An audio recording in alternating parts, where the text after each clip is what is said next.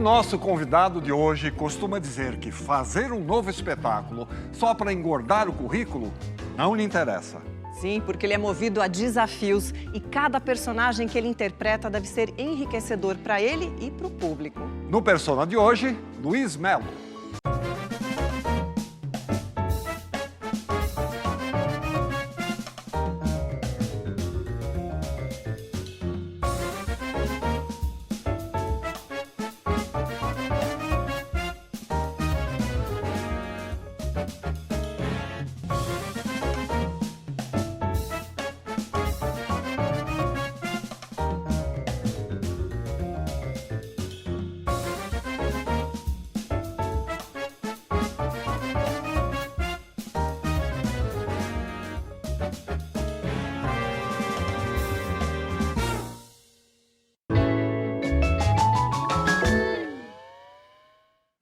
Luiz, seja muito bem-vindo, é uma honra te receber aqui.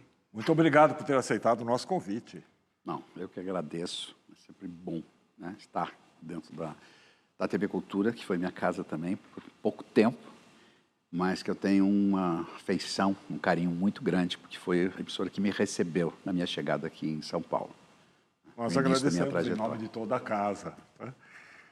Luiz, você desenvolveu boa parte da sua carreira entre São Paulo e Rio de Janeiro, mas em 2001 você resolveu se mudar para Curitiba e hoje você está morando em São Luís de Purunã, é isso, né? São Luís do Purunã. Perto de Curitiba. É uma volta às raízes da infância e da juventude? Na realidade, foi assim, a minha saída, eu nunca pensei em sair de Curitiba. Né? A minha vinda para São Paulo, eu me formei em Curitiba, né? E fiz curso de teatro, permaneci algum tempo como professor assistente do curso de teatro, era curso permanente de teatro da Fundação Teatro Guaíra.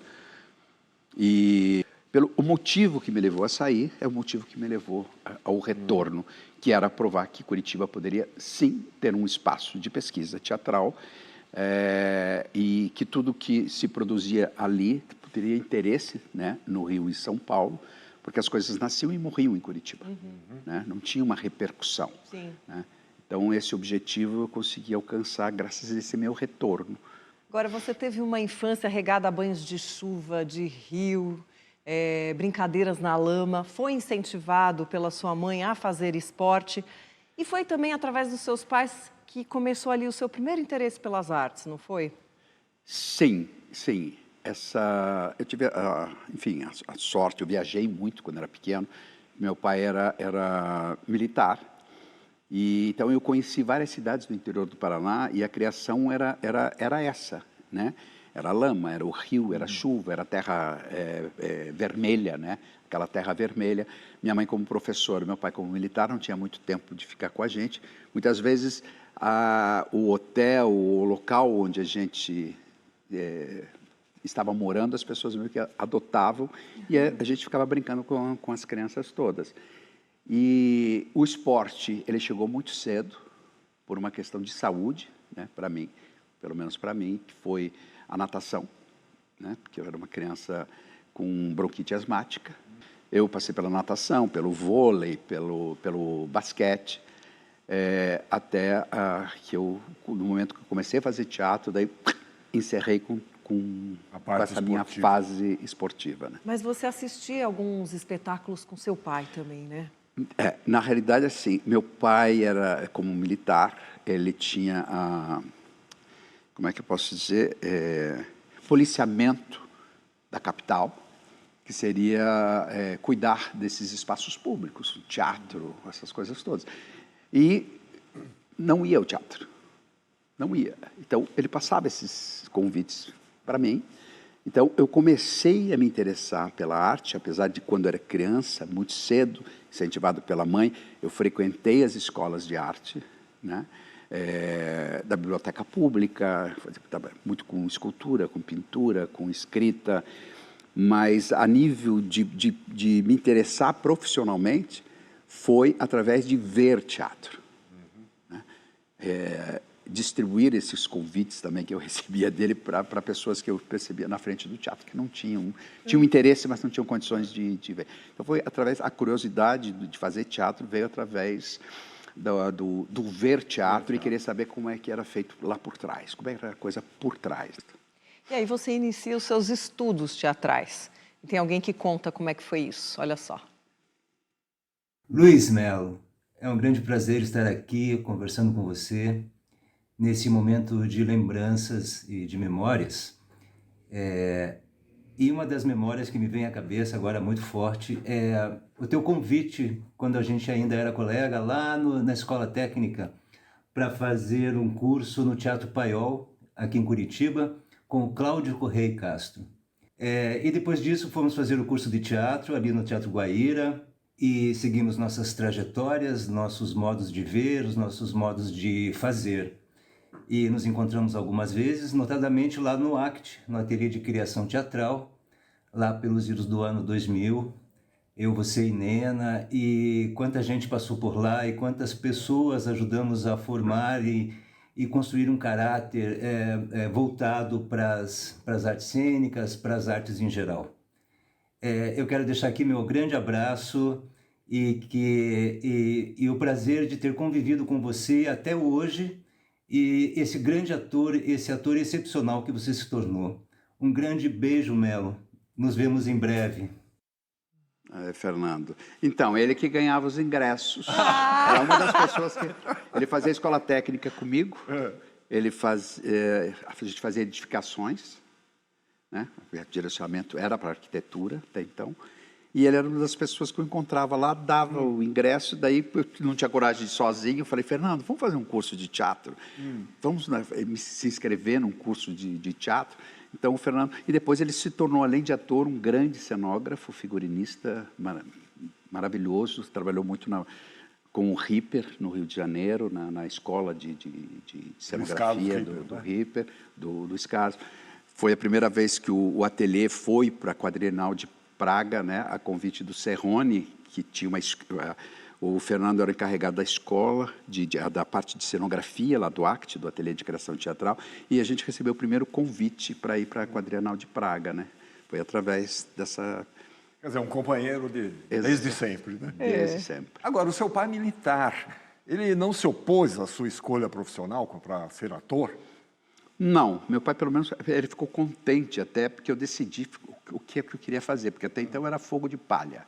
Começava uma coisa, largava para outra coisa, até vender livro vendia. Quer dizer, vendia para eles, porque só eles que compravam, eu não conseguia vender, eu era um péssimo vendedor. Mas no esporte ia para um, ia para o outro, na universidade também, né? Isso até uma coisa, depois eu conto que eu fui convidado a sair por bem na universidade. Mas, e quando ele percebeu que eu estava levando muito a sério a coisa do teatro, na realidade, assim, ele que me deu um conselho, né, que eu levei, que foi assim, filho, não importa o que você vai fazer, importa que você seja o melhor naquilo que você vai fazer. Legal. Né? Então, siga o teu caminho, né? Agora, você falou aí que você foi convidado a sair por bem da universidade. Essa fofoca a gente quer saber. Não, é que eu sempre gostei do banco escolar, né? Da universidade, enfim, e eu não passei em arquitetura na época. Então, eu passei em ciências sociais e antropologia, que era uma coisa que eu também adorava fazer, e, ao mesmo tempo, entrei na escola de teatro e entrei no Exército. 3 coisas. Só que daí a faculdade eu tive que deixar de lado, porque não dava tempo. E daí eu fui fazendo matérias, porque eu comecei a perceber que o teatro era, né, onde eu tinha prazer. E o restante eu fui tendo esse conhecimento de ter matérias, poder estudar, né, coisas que se eu fosse fazer lá fora eu teria que pagar. Seria caro, né?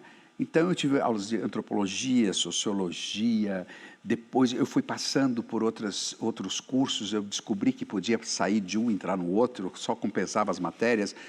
Daí eu fui na parte de arte, que daí eu tinha aulas de fotografia, de história da arte, de cinema, uma série de... História, passei para o curso de história também, porque a história me interessava, né? apesar do meu pai também ser formado em História pela Universidade Federal do Paraná. E eu fui cruzando esses cursos, mas não fechava nenhum tipo de... nenhuma grade, eu não conseguia fechar. Mas eles te deram toda essa base também para o teatro, né? Exatamente, porque isso foi me fortalecendo dentro do teatro, porque isso foi importantíssimo na minha formação. Então, muitas vezes, alguns professores universitários, eles falam, Melo, o que eu faço com você? Eu vou dar aula, então, eu vou dar a tua nota pelo espetáculo, né? Algumas coisas dava para ser feito dessa maneira. Porque eu começava, daí aparecia alguma coisa para fazer, daí eu tinha que abandonar aquelas aulas, e, enfim, até que, falou assim, Melo, quando é que você vai sair por bem da universidade? Eu falei, eu por mim não sairia, mas tudo bem, vou fazer isso, né? Apesar que eu sempre tenho vontade de voltar ao banco, que é o único espaço, lugar onde você consegue conversar, dialogar com as pessoas. Porque depois que você se forma, daí é cada um por si, Deus por todos. E aí né? suas primeiras experiências como ator aconteceram na escola, né? Elas tinham, portanto, um caráter amador. Seu primeiro trabalho profissional foi no espetáculo Pluft, o Fantasminha. Exatamente. E nessa época você já alimentava esperanças de ser ali um profissional, de viver da interpretação ou não? Você estava só se divertindo? Não. Aí eu já estava formado. Esse foi o meu primeiro espetáculo já formado, profissional. Depois que eu me formei, todos os meus colegas estavam empregados. Tinha uma coisa. E eu não tinha nada. Eu ia para a porta do teatro, as pessoas passavam, dava aquele nó na garganta, sabe? Aquela coisa, as pessoas, tudo bem, oi, Melo, tá.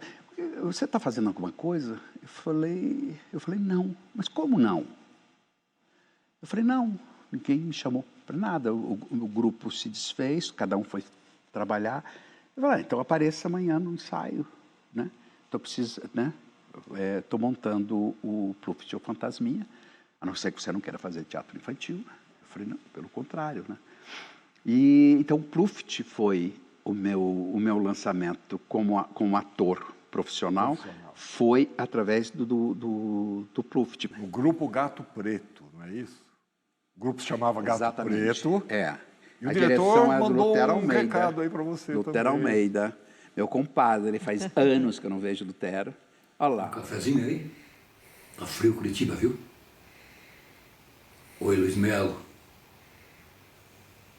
Que prazer falar com você. Obrigado a Tília pelo convite, viu? Para falar desse grande ator brasileiro, essa persona do teatro brasileiro, Luiz Melo, o qual eu tive o prazer de ser o primeiro diretor dele, sabe? Foi num espetáculo infantil, Pluft o Fantasminha, A Cegonha Boa de Bico, A Lenda do Vale da Lua, e um espetáculo que foi sem direção do Emílio de Biasi, que foi O Contestado. Torço muito pelo seu sucesso, viu?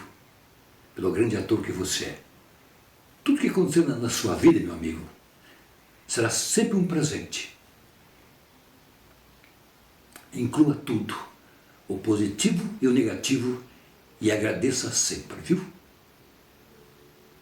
Parabéns, meu amigo, pelo seu talento e pela sua grandeza, como amigo e como ator.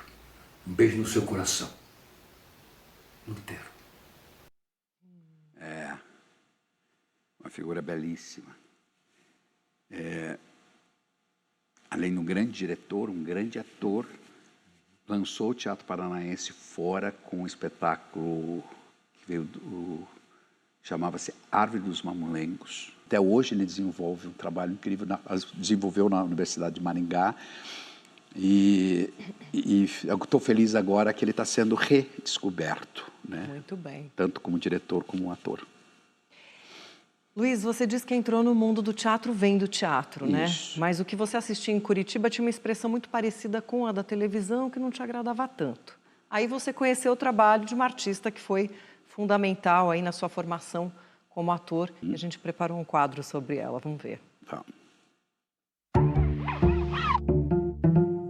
Pina Bausch foi uma das mais reverenciadas artistas da dança mundial e revolucionou sua arte a partir da segunda metade do século XX. O utilizando a expressividade representativa do teatro em suas coreografias. Sua trajetória foi marcada pela originalidade, sensibilidade e pela exploração de temas universais como o amor, a morte, a solidão, a violência ou a felicidade em seus movimentos coreográficos. Pina iniciou sua carreira na Alemanha aos 15 anos de idade e aos 19 anos mudou-se para Nova York, onde ampliou seus estudos e a sua visão sobre a dança contemporânea. Uma das principais características que marcava suas criações era a observação atenta dos costumes e culturas de países por onde ela passava. Foi assim também no Brasil, onde ela esteve com sua companhia em 2001, e por aqui criou o espetáculo Água, inspirado na nossa gente e nos nossos costumes. Luiz Melo encontrou no trabalho da coreógrafa muito da inspiração e expressividade física que o caracterizam fortemente como ator. Melo, a gente vê aí nessas imagens que a Gabi separou para fazer esse quadro, essa expressividade, né? Essa coisa da utilização do corpo na potência máxima. Como é que isso ajuda você na composição de um personagem? Isso sempre foi uma característica bastante forte, porque eu tive muita curiosidade nesse campo, né? A expressão, né? Que a dança te dá, que o teatro, eu nunca tive medo, né?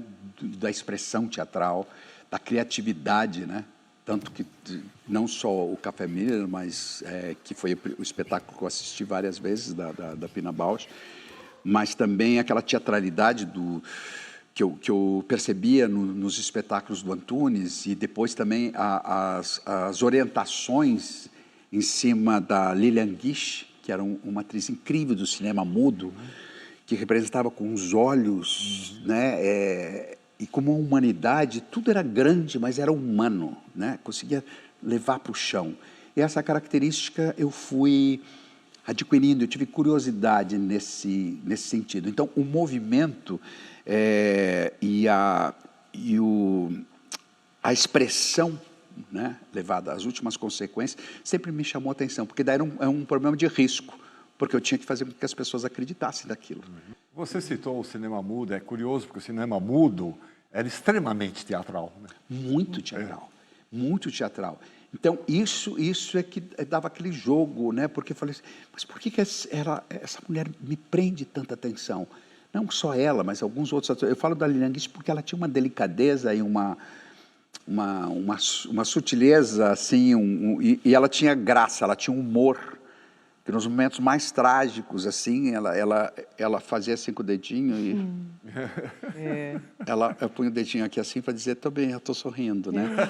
Que era não sei se era o padrasto dela, enfim, que estava indo para agredi-la, e ela tinha esse humor, essa delicadeza, que você fala, meu Deus, olha a cabeça dessa mulher, né? Genial. Isso, né? Te fascina muito, né? Como outros artistas. Eu sempre fui muito fã desses atores que corriam risco, não tinham medo, né? Medo da palavra, não tinham medo do gesto, levavam isso às últimas consequências, mas sempre com esse cuidado de trazer para uma humanidade assim muito grande, né? Quer dizer, eles arriscavam, mas tinham um controle, né? E tinha esse controle. Tinha, por exemplo, a minha Brasil, Rubens Correia. Rubens Correia. Era impressionante vê-lo representar. Você deve ter visto o Diário de um Louco que ele fez. Sim. O Arthur. Mais impressionantes. Impressionante. Luiz, tempos depois você veio parar em São Paulo, né? E algumas pessoas foram fundamentais para que isso acontecesse. Você falou um pouco aí dessa coisa de Curitiba que te acolhe, mas te sufoca. Uma delas foi a Lala Schneider, a primeira-dama do Teatro Paranaense, né? Ela te deu um conselho, não foi? A Lala, ela me deu vários conselhos. E E a Lala foi minha companheira de desmonte, no sentido do Adhemar Guerra, que eu fui apresentado com o Adhemar Guerra assim como uma revelação de ator, né? Não, a gente está pensando em montar a Cyrano de Bergerac. O Adhemar falou, eu não conheço os atores aqui de Curitiba ainda, não conheço. Ah, porque tem o Melinho, porque o Melinho. Eu falei, me traz esse Melinho que eu quero conversar com ele, né? E daí ele percebeu o mal que estava acontecendo, né? Que ele falou assim, Melo, mais um tempo você acabaria entrando como funcionário da Fundação Teatro Guaíra ou do governo, cuidando de coisas, e a tua carreira ia morrer ali. E a Lala, que foi que me aconselhou, vai embora. Vai embora, não pense 2 vezes. Porque ela também teve a carreira dela interrompida, porque ela enfim, optou, né, pela maternidade, menos ela não sendo mãe, mas adotou, né? E eu falava, não passava por minha cabeça sair de Curitiba. Passava mesmo. Eu falei assim, não, Lara, mas está tão bom. Ela falou assim, vai. Né? Bom, graças a esses encontros, a Laila, o Adhemar Guerra, você realmente mudou os rumos da sua vida, né? Sim. Saiu de Curitiba, veio para São Paulo. Mas vamos falar sobre isso no próximo bloco? Vamos sim. Voltamos já com o Persona.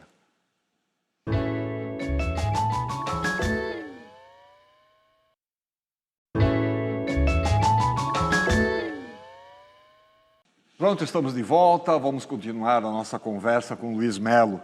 Melo, então lá, você estava em Curitiba, o Adhemar Guerra te incentiva e meio que te traz para São Paulo, e você vem parar aqui na TV Cultura para fazer o Catavento, um programa infantil. Isso. Era uma forma de te dar um primeiro momento de sobrevivência aqui? Como é que era isso? Foi. Porque na realidade, assim, eu não consigo... Mas isso tudo porque é direcionado pelo Antunes também, né? Porque o Antunes não aceitava, eu tentei entrar no Antunes, eu não aceitava atores que não tivessem já residência fixa em São Paulo. E eu sabia que, na realidade, se eu viesse para São Paulo, eu tinha que ter uma maneira de sobrevivência, né? Então, abriu, né, esse teste. A produtora do programa, que era a Leonor Chaves, a Léo, que foi assistente do Adhemar, assistente do Abujanra, assistente do Antunes, assistente de um monte de gente. E a Léo, que era produtora desse programa e muito amiga do Adhemar também, e fez essa mediação matogrossense, braba. Ela falava assim para o Antunes, no dedo, ele não precisa de você. Você não vai judiar dele, né? Ele pode fazer teatro com qualquer pessoa aqui, mas ele quer fazer teatro com você. Então você fala, não é Adhemar, não é Maria Bonomi, não é, sabe? Então eu tive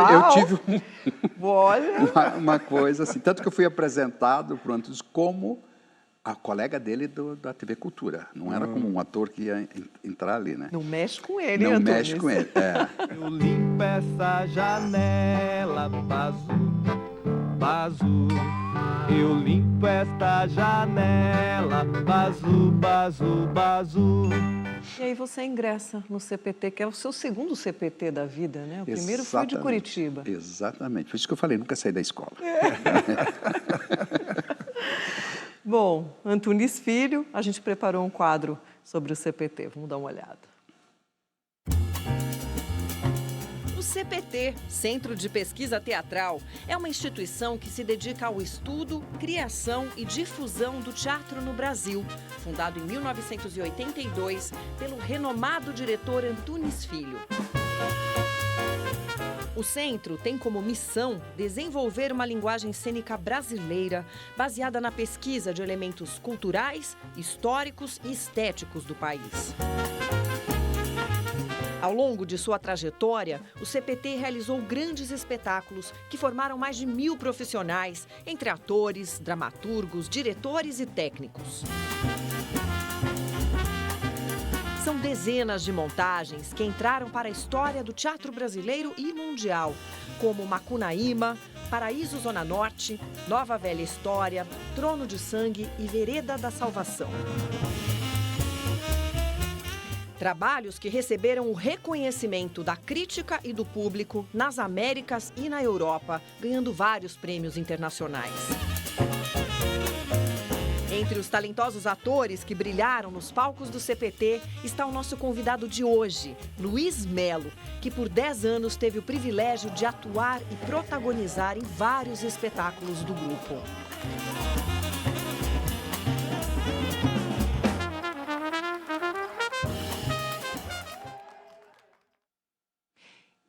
E com Antunes Filho, você começou como um ator de centro, como você mesmo define. Agora, para quem não é familiarizado aí com o linguajar teatral, que é um ator de centro? Ator de centro, na realidade, é aquele ator que ele tem possibilidades de fazer vários personagens e ele é direcionado para ser um excelente coadjuvante, né? Por exemplo, você precisaria de 3 atores, então o ator de centro é um que substitui esses 3 a um. Então, todas as vezes que falam, bota ela para fazer, você fala, não, mas daí eu vou ter que chamar 3 para colocar, né? E isso é uma grande escola. Esse foi, assim, falo assim, o ato mais generoso do Antunes comigo, porque ele não teve pressa de me colocar para protagonizar nenhum espetáculo. Levei 4 anos aprendendo a coadjuvar, né, e aprendendo a servir, né, dentro desse posto, né, de ator de centro, né, que eu digo, protagonizar é muito fácil a partir do momento que você tem bons coadjuvantes, né? Se você tem bons coadjuvantes, eles preparam a cena de uma tal forma que o protagonista não precisa fazer nada, né? Eles entregam na mão, né? Eu falo que é mais difícil você ser um excelente coadjuvante do que um protagonista, né? Bom, mas aí um pouco mais tarde você faz o seu primeiro protagonista, foi no Paraíso Zona Norte, né, adaptado da obra do Nelson Rodrigues. Isso. E essa passagem de ator de centro para finalmente ser um protagonista?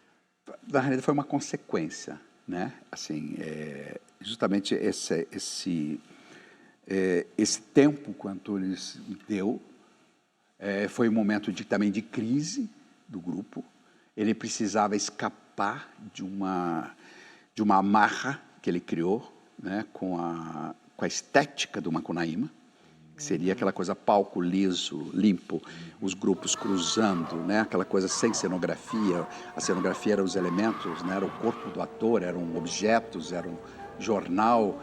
E isso foi acompanhando ele por muito tempo. O Matraga, que foi que eu entrei, o primeiro espetáculo de estreia em São Paulo foi a vez de Augusto Matraga, com o Raul fazendo o Matraga.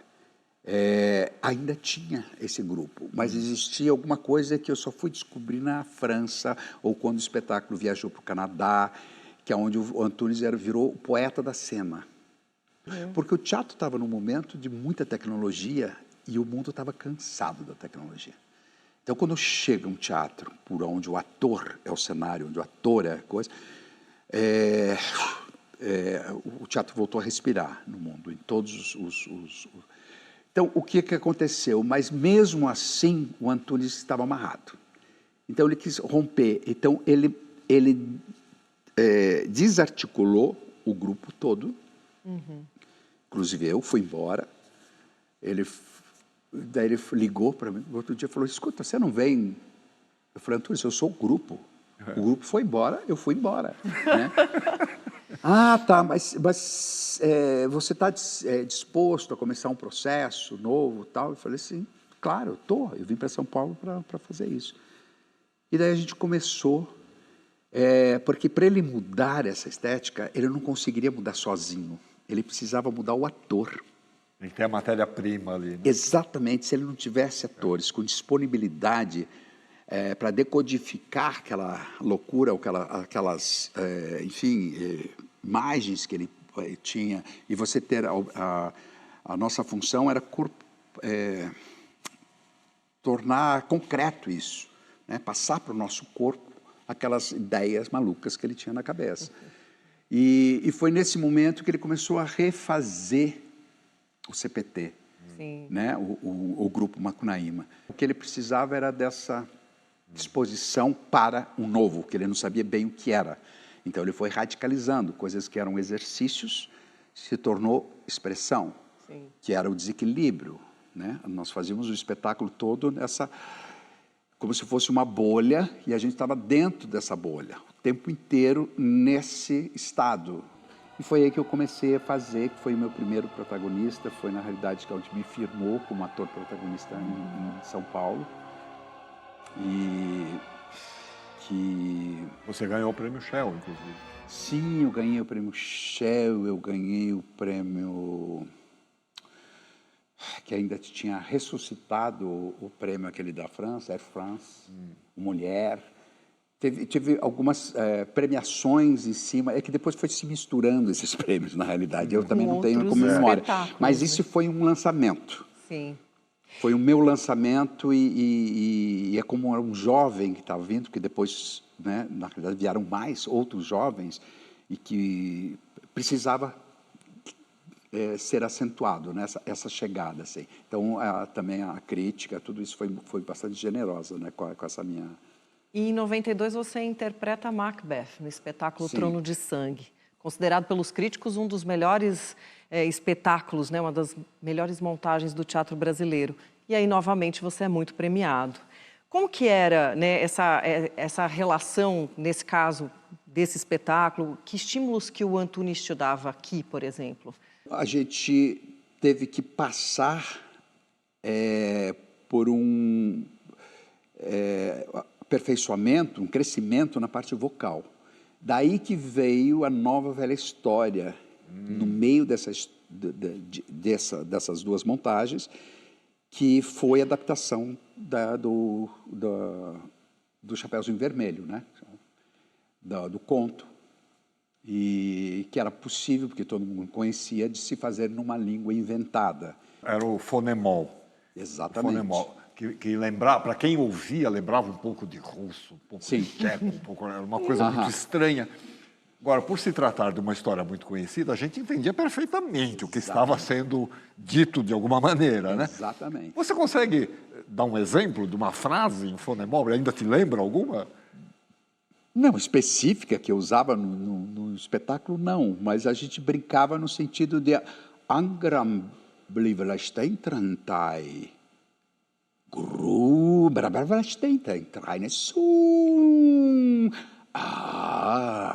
Sabe, você brincava com isso. Era delicioso. Era delicioso, porque você, ao mesmo tempo que você tinha que ser objetivo, dizer assim, quem é você, né? Boa tarde. O que é que você está fazendo aqui? Isso né? te requeria, inclusive, um gestual muito definido, né? Exatamente, exatamente. Mas se você tinha uma liberdade até de brincar com essas palavras e fazer jogos, inclusive até jogos de cantigas infantis, né? Porque quanto mais você até repetisse determinadas palavras, o público ia se identificando mais, como se tivesse familiarizado com aquela palavra. Aprende o idioma. Exatamente, aprende o idioma.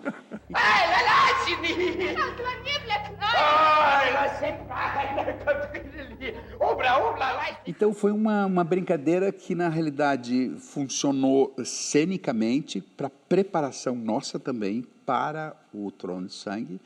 Tanto que foi a Samantha que fazia a Chapeuzinho Vermelho. A Samantha foi, jovem ainda, pegar o risco de fazer a Lady Macbeth, que eram os personagens desejados pela maioria das atrizes.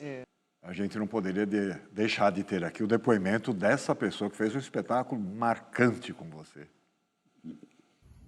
Falar um pouquinho sobre Luiz Melo. Um ótimo amigo, um colega maravilhoso e um ator, primeiro, é um ótimo ator. Falar sobre o Melo não é difícil, né? Eu trabalho com ele faz muito tempo e a gente se dá muito bem, se encontra bem no trabalho. Vereda da Salvação.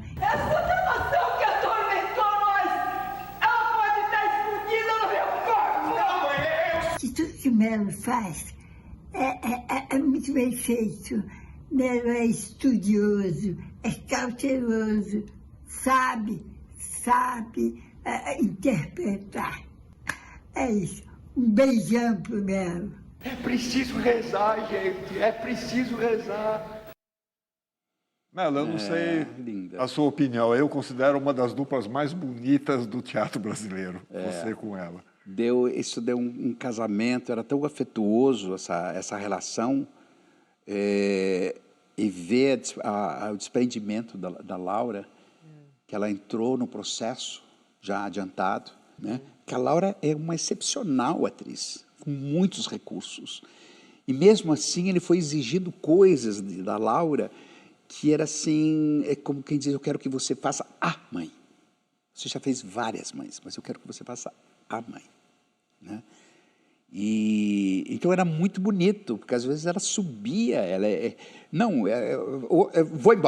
vou embora, daí eu falei, meu Deus do céu, vou deixar a coisa. Daqui a pouco ela voltava de abraços e beijos com Antunes, né? Porque os dois se entendiam, vizinhos de na feira, né? Era um carinho muito grande, mas ao mesmo tempo quando você até hoje eu tenho muito essa insegurança, né? Quando eu estou diante de alguma coisa que é nova, claro. Né? E eu brincava com a Laura e falei assim, Laura, eu tenho uns livros em casa que eu vou te trazer, que era da Kate Kollwitz, que era uma artista plástica, enfim, uma alemã, e que ela retratava muito essa coisa da guerra, das crianças. Então, aonde que a mulher servia do animal, do arado, né? Era a mulher que pegava na enxada, porque os homens estavam indo todos para a guerra. Aquela mãe solteira, né? Com aquela coisa, aquelas mãos imensas. Então, se você perceber, tem coisas assim que a Laura fazia no espetáculo, que eram imagens que eu dizia assim, olha essas imagens, Laura. Ela fala assim, mas não vai ficar, eu falo assim, você o público não vai acreditar nessas imagens.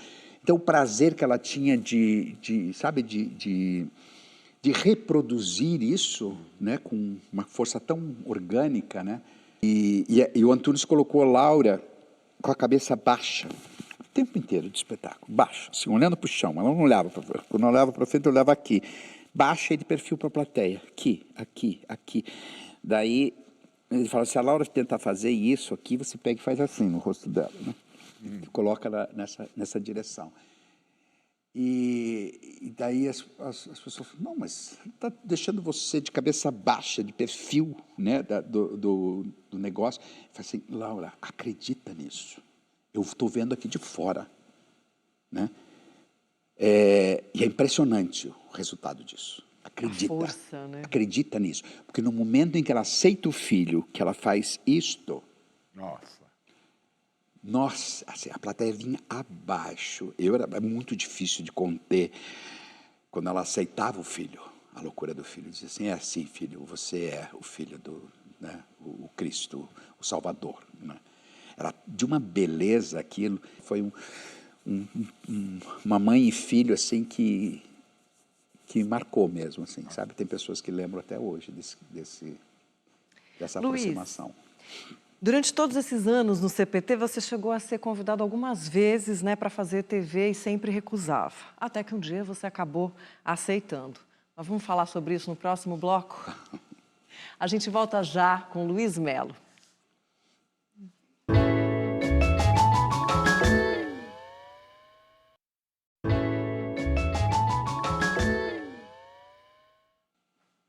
Pronto, estamos de volta, hoje conversando com o Luiz Melo. Bom, depois de tanto recusar, você finalmente vai para a televisão. Mas antes de você falar sobre isso, olha só quem abre esse assunto, hein? Luiz Melo, meu amigo querido, meu ator preferido, meu grande ator, cara, que história legal a nossa, né? Eu fui roubar você sabe disso, eu fui roubar o Luiz do Antunes, o Antunes me odiou por isso. Ele fazia uma peça de teatro deslumbrante e eu fiquei fascinado com ele no teatro. Falei que era na televisão para fazer o professor Rubinho, de cara e coroa, porque era um personagem regular, diferente de tudo, não realista, vivia numa casa, era um personagem enorme. E o Luiz fez como ninguém faria. Ele entrou no lar brasileiro, no coração do brasileiro, ele projetou o tamanho que ele tem como ator, porque ele é um ator dramático, trágico e ao mesmo tempo realista. espontâneo. Enfim, o Luiz é um grande ator, a gente sabe disso. E eu jamais vou me esquecer de você, Luiz. Você fez parte de um dos momentos mais importantes da minha vida. Eu que adoro o ator e construo o ator e ajudo, dirijo o ator. Imagina, ter você foi uma maravilha, jamais esqueci. Que Deus te abençoe. Dionísio te acompanhe para o resto da vida e você continue brilhante como sempre foi, querido. Um beijo. Bom, eu tenho certeza que você vai adorar. Eu já adorei. Tudo. Wolf, querido, nossa, ele tem uma paixão por ator, é uma coisa impressionante, assim, ele tem uma facilidade de dirigir ator, né, porque ele bota no organismo dele, né, então foi uma boa entrada na televisão, né, e depois fiz outros trabalhos, né, com o Wolf, sempre de uma forma bastante carinhosa, né, de admiração, e então foi mas é que nem ele falou, eu fui roubado e ele comprou uma briga por minha causa, porque... A gente imagina, né, ele comprou uma briga Antunes. porque ele falou, tudo bem, eu aceito isso, mas tanto que eu tenha o Luiz Melo. Mas, e eu até brinco que eu entrei como se fosse o Fagundes, porque eu só gravava segunda, terça e quarta. Tinha esse privilégio, as pessoas ficavam meio assim, né? Porque sabiam que de quinta, sexta, sábado e domingo eu fazia Gilgamesh, com Antunes, a epopeia de Gilgamesh. Por que você recusou tanto tempo os convites para ir para a TV? Na realidade, eu não recusei, na realidade, não chegavam até mim. As pessoas me seguravam, protegiam lá. Porque elas sabiam que qualquer coisa que a televisão pudesse me oferecer não teria o mesmo peso do que eu estaria fazendo, a importância minha dentro do teatro brasileiro, trabalhando com o Antunes. Então sempre foi, não, esquece, deixa ele lá sossegado, tranquilo. Mas aí por que finalmente você acabou aceitando? Olha, tem várias histórias sobre isso. Eu acabei, claro, tem a versão do Antunes, mas foi uma conversa muito séria e que acho que chegou um momento em que a trilogia, né, um triângulo que se formou no CPT, que era Serrone, Antunes e eu, o Serrone nessa parte de criação, o Antunes, isso, de uma certa maneira começou meio que incomodar um pouco. Tanto a nível de crítica, eu não precisava seguir aquilo, né? A gente não estava ali fazendo teatro por causa de prêmio, né? Tinha uma lenda que enquanto eu estivesse dentro do Antunes não tinha para ninguém. E as pessoas não sabiam que cada trabalho eu tinha que conquistar o meu espaço lá dentro. Muitas vezes eu pedi para não protagonizar os espetáculos, que eu falei assim, eu precisava respirar e tem tanta gente aqui. Mas acabava, ele falou, não vou precisar de você nesse espetáculo. Então, só que chegou um momento, a gente fazia temporada, a gente muito ainda jovem, começou a ter uma fase muito triste para nós.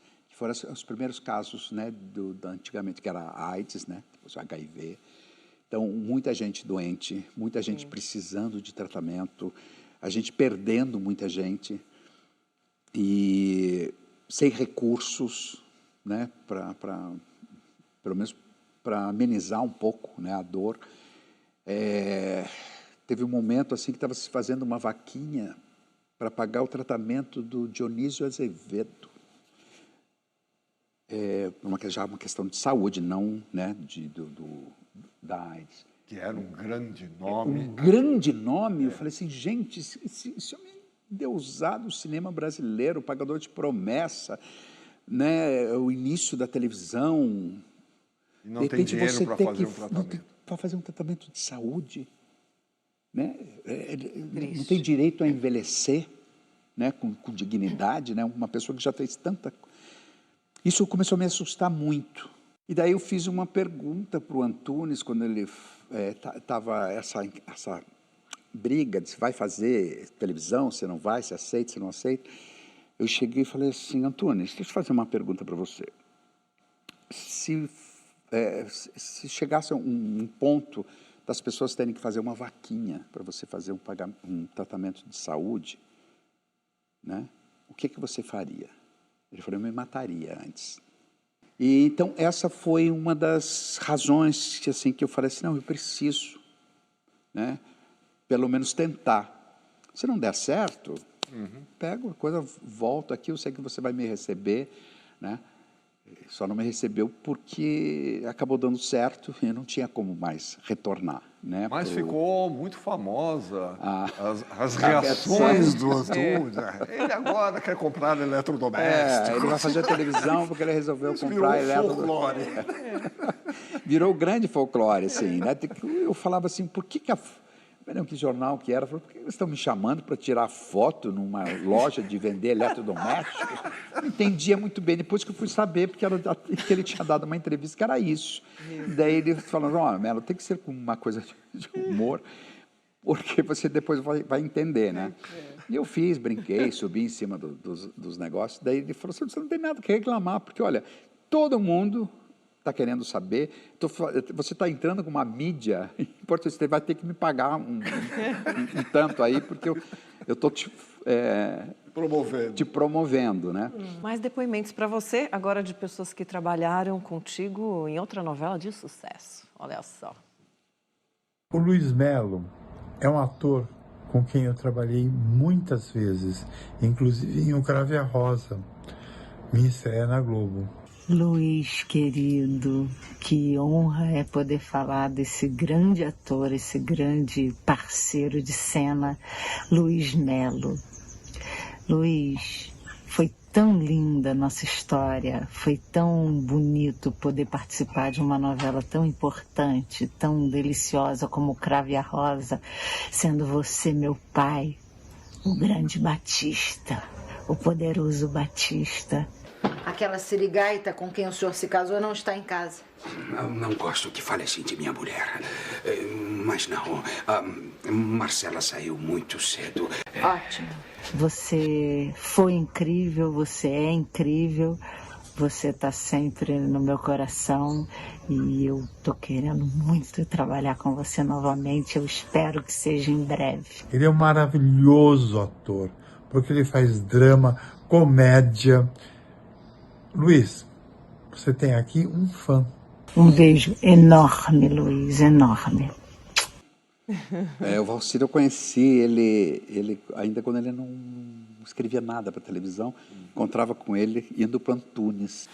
E também a abertura dele também para o Avancini, né? De acompanhar, acho que muita coisa também dessa destreza que ele tem, que ele é um gênio, sabe? Veio desse convívio, dessa necessidade, sabe? De aprender, de conviver e acreditar nas pessoas. A Adriana é uma coisa do coração, queria tanto realmente voltar a trabalhar com ela, principalmente nessa fase brilhante que ela está num momento muito iluminado da carreira dela, de um amadurecimento incrível, assim. Ela consegue a cada trabalho uma superação, né? Então eu digo, eu preciso voltar, né, a esse convívio que foi muito carinhoso com todo mundo da novela. Foi meu encontro com o Ney também, né, que não tinha, a gente acabou formando uma dupla. Pois é, Luiz Melo, atualmente você está fazendo um espetáculo Mutações, dirigido pelo André Guerreiro Lopes, justamente no Teatro Anchieta, onde você trabalhou durante tantos anos, né? Então a gente tem aí o André. Bom, Luiz Melo, em grande parte, é o culpado por eu ser um homem de teatro, não é? O que eu vivenciei ali, ainda adolescente, na plateia do Teatro Anchieta, assistindo o Melo nas peças do Antunes, foi algo extraordinário, né? Eu me lembro no Vereda de Salvação, eu lá menino, eu tive um impulso, eu quase pulei em cena. E eu falei, André, o que é isso, né? O que está acontecendo? O que é isso? Bom, isso é o teatro, isso é a força do teatro. E o Melo é um homem teatro, né? Bom, um corte seco, décadas depois, as deuses do teatro fazem essa dança para mim e me dão esse presente, que é poder trabalhar com o Melo. Estamos juntos nesse projeto, né? E é um processo, todo o processo com o Melo é uma coisa muito especial, porque, para além de tudo que a gente já sabe, esse ator genial, né, um grande observador, talvez seja o ser humano que eu conheça que mais observa, né, o entorno, os outros, o mundo. Ele é uma pessoa de absoluta generosidade e abertura, né? O Mello é o oposto da ideia de um ator ensimesmado, né? Ele cria a partir do outro, a partir das observações dele, do texto, da sua receptividade generosa das propostas da direção, né? E ele gesta isso tudo e no final vem algo absolutamente singular, extraordinário e poderoso, né? Mello, que dizer, te amo, que a gente possa mutar muito junto ainda. Um beijo. De hoje em diante, quem irá governar serão vocês. Vocês serão os líderes. E é muito fácil também se apaixonar pelo André, né? Porque ele é um diretor extremamente também generoso, inteligente, sensível, ele domina várias artes, né? Tem uma formação, apesar de jovem. Como é que você teve tempo de fazer tantas coisas, né? A peça Mutações ela é inspirada, né, no livro do I Ching, o livro das mutações, né? Agora, esse espetáculo é deslumbrante, é um trabalho cênico muito potente e fala sobre a impermanência da vida, né? E o espetáculo que ela representa. Quando a gente começou a fazer esse espetáculo, eu falei assim, como é que vai ser feito isso? Como é que vai ser escrita uma dramaturgia? Talvez ela não necessite de uma dramaturgia, né? Talvez esteja nas situações, nas imagens, nesses elementos que são mostrados, como a própria leitura no início do espetáculo, que aquilo é Confúcio, né? Então, você vai colocando o público aos poucos em cima daquilo. Eu falei assim, como é que eu vou decorar isso daqui? Não tem como, né? E você vai percebendo que, na realidade, a ação, né? Transporta as pessoas para esse universo e faz com que depois elas vão se interessar por esse tema. Né? Porque, na realidade, você vai pegando o livro do I Ching, você pega para consultar o livro. A maioria se joga, depois você pega para consultar. Né? Então, aí veio esses elementos que começou a bater nas pessoas de uma forma muito potente. Então, as pessoas percebem esse espetáculo através da sua vivência. Tem pessoas que têm... Chega a ser perturbador até, sabe? Que elas entram num estado sem saber muito bem o que, né? Mas, na realidade, tem uma identificação. Sensorial, inclusive. É sensorial. Sabe? Ou é pelo vento, a imagem da ventania varrendo tudo. É aquele vento que varre, né? Que destrói para que tudo seja refeito. Ele vai, mas ele também é necessário, né? Ele precisa acontecer, porque ele tem o tempo dele, né? Vem a ventania, depois vem a calmaria. Né? Tem uma frase que eu achei assim que definiu muito bem o espetáculo, que é do jovem dizendo: o esforço que eu faço para controlar o incontrolável, né? E é a vida, exatamente, né? Exatamente. É muito lindo. As pessoas saem com frases do espetáculo. Cada um sai com uma frase, ou as pessoas postam já com uma frase. Então, isso e elas não têm uma explicação. Muito. Exatamente. E também tem uma coisa de conselho sensorial que aconteceu nesse espetáculo, assim, que me deixa bastante grato, emocionado. Que essa geração nunca tinha me visto no palco. Nunca tinha visto.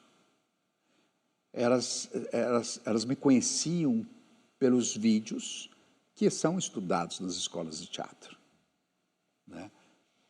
E eu fiquei bastante tempo sem retornar ao teatro, principalmente ali numa coisa do Anchieta. De repente elas estão podendo ver no palco e muitas delas passaram pelo Antunes. Muitas dessa geração. Então eles falaram assim, eu já tinha me despedido do Antunes, quando o velório dele, quando a gente veio aqui. E, de repente, eu me reencontrei com ele, com você no palco. Né? Mas é muito... Eu falei, mas o quê? É o gesto, é a técnica que ele passa e que eu levo isso para o palco? Ou o que é? É muito também... Eu percebo, tem muita coisa da minha gesticulação que ela veio através desses diálogos que eu tinha com o Antunes. Às vezes eu me pego fazendo algumas coisas que me lembram muito ele falando. Mas é o repassar mesmo, né? O teatro vive disso, né? Exatamente. O teatro vive desse repassar. E é isso, né? O que eu recebi, eu tenho que repassar. Está passando, né? E que seja esse reencontro da melhor forma possível. Luiz, muito obrigada pela sua presença aqui. Que privilégio que essas pessoas têm, né, de ter acesso, você, esse ator, repassando toda essa tua experiência para essas pessoas. E obrigada por passar aqui um pouco da tua trajetória para a gente. Muito obrigado pela sua presença aqui. Cris. Muito obrigado pelo trabalho tão importante que você tem feito, não só no teatro, como também aí como educador, como formador de novos artistas, como propiciador da arte para as pessoas, né? Muito obrigado. Parabéns e obrigado à TV Cultura, que foi a minha primeira casa, né? Que recebeu em São Paulo. É bom te receber aqui de volta. Muito obrigado a todos que nos acompanharam até agora. Até a semana que vem. A gente se vê no próximo domingo. Até lá. Vamos.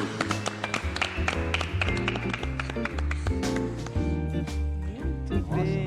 Ótimo. Uau. Bons depoimentos aí, reflexionamos.